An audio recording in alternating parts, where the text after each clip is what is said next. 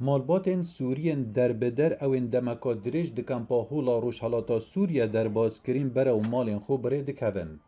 Piter ji heştê sedê ji rûnijvanên kempê jin û zarokin û niha Kurd ewên Bakurê Rojhelata Sûriye pirê vedibin rê didine wan vegerine ve malên xwe.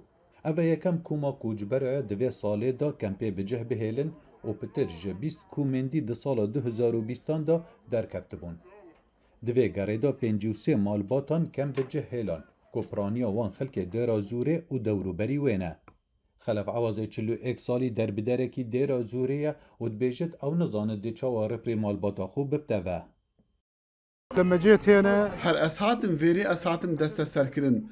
Malbata min jî berî 4 salan derketine û niha ez nizanim dê çawa rûbirûyê wan bim.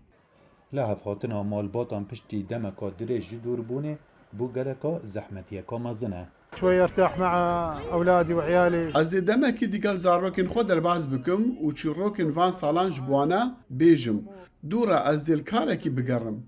Ez mamostaya zimanê îngilîzî me. Bi berdewam alozî dikevne di nav bera rûnijvanên kempa Holê da û tuntraw dixwazin bîro ramanên xwe li ser kesên dî bisepînin. والله بالنسبة للوضع هون يعني دربارەی ڕەوشە vêrê her tiştek baş e lê hindek tirs heye weveya gerê çûna me. Em dê çîne gundê xwe lê me mal nîne û bi hîviya Xwedê ve. Her ji sala 2020 nizîkî 10,000 derbideran kem bi cih hêlaye. Kempa Holê nizîkî 56,775 kesan bi xwe vedigirit û ji wan a pitir ji 19,000 Sûriyan û nizîkî 3,000 Iraqîyan û 8,000 kesên dî. Rêveberiya kempê dibêjit vegerana derbideran dervey desthelata me ye.